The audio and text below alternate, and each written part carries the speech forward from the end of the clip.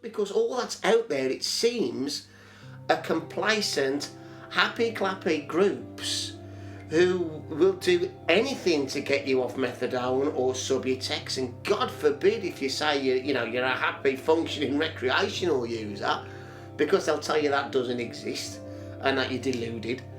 And you've got to believe in something better than yourself. I'm sorry, Elvis is dead. I've got nothing else to believe in. I've got to believe in me.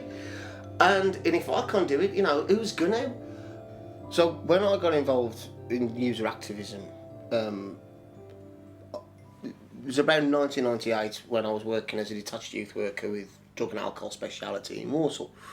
And what was beauty about being a detached youth worker was that you actually worked on the streets. You actually had to target drug users, find them, and work with them on their turf, their territory, their times. And that's what me and my colleague Carl did. And we worked with injecting speed users, we worked in the gay community, we worked with BME communities.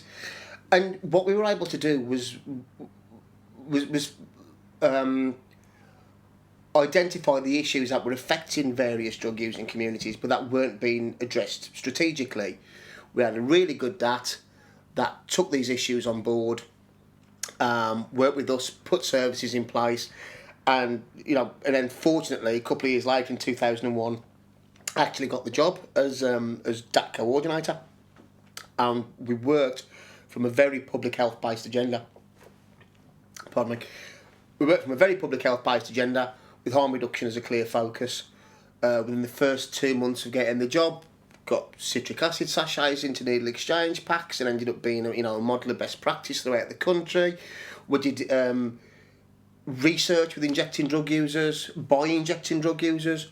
Really good public health push. We knew that what we had to do was go out, find the rocks, look under them, and identify people. And in doing that, I got politicised quite early. That there was a great swathes, if not the whole of the drug using communities, A, being underserved, and B, it was almost like this was the only group in society you could actually actively discriminate against, not provide equitable services for, not really give a damn about, So I started as DAT coordinator in Warsaw in 2001, which was the same year as the National Treatment Agency, the NTA, came into existence, which actually was today, which was April the 1st. And what was great about that time was, even though it was government owned and state sanctioned and all this stuff and all the things that was, like activists complained about, is that there was an acknowledgement that within drug treatment services, that the end user wasn't getting, the fair end of the deal. That most services were based around the needs of the providers, not the needs of the consumers. You'd got horrendous waiting times.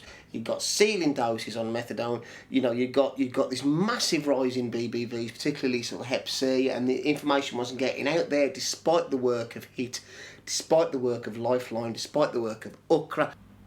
There was a lot of conferences at the time. So you'd have the UCRA conference.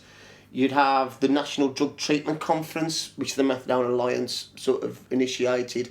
You'd have the Injecting Drug Use Conference. It was a fertile sort of ground for people, with like-minded ideas, for activists to come together. DATs were basically told they had to spend money on user involvement. So it's easy to send a few users to a conference and tick the box and actually be seen like they were doing something, which is the cynical way of looking at it. But by the same token, it did mean that a lot of people who normally wouldn't have a voice and who wouldn't have an opportunity to have their say, or to learn, or to hear what else was going on and taking it back into their communities, now had that opportunity. And that, we talked about, we go all the time, it's tokenistic, but without that tokenism, you wouldn't have had all these people who otherwise would not have been able to have gone to these events or form these networks or share these ideas coming together. And it was brilliant. You'd have 3 or 4 conferences a year, and again, you'd get the naysayers saying, just sending you all on a jolly. Yeah, great, but we got stuff done. Things did change because of those conferences. Things did change because we had as fragmented as it was and as oppositional as it was, we did have, a nascent user movement in this country.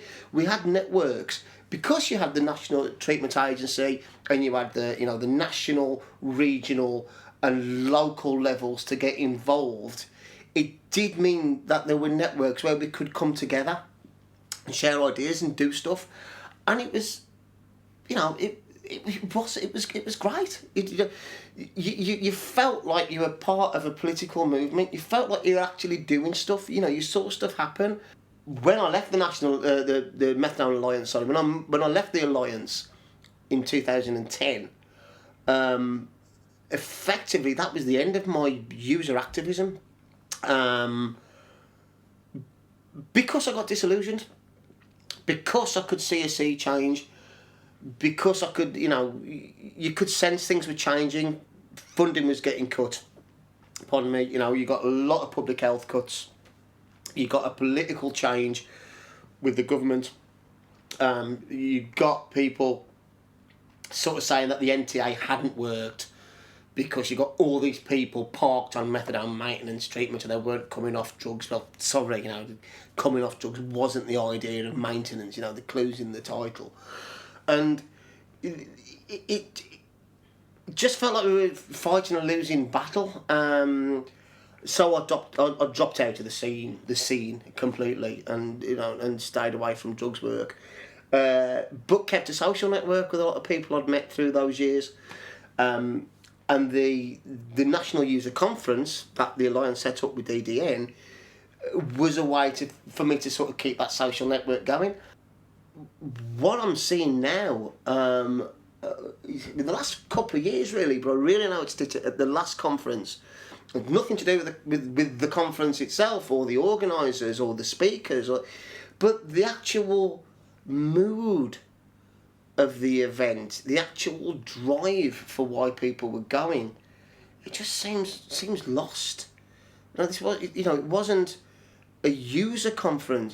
It wasn't a conference that it used to be where you'd have the majority of the 600 delegates as people who defined themselves as users, who were actually street users or were actively in treatment or actively seeking treatment or actively both, or whatever, but they actually defined themselves by their drug use and actually had a drive as a drug user to form a change. What we've seen, I think, in the whole drug treatment field and the whole notion of user activism is this move towards non-using or ex-using, and I'm talking, long-term ex-using.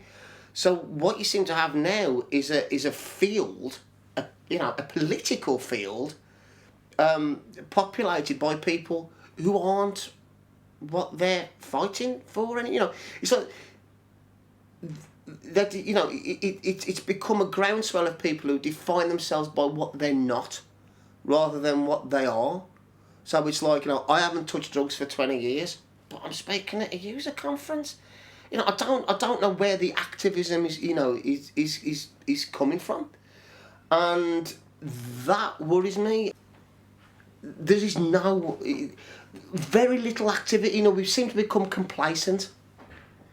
Letting stuff happen to us, letting it go on because this is what we've got used to. This is what you can expect, and because because the recovery movement is so big, and because the recovery movement has sort of taken over, a lot of the sort of politics of drug treatment and activism, and because people are fit and happy and healthy and not using, that the voice of the struggling user, I believe, has got lost.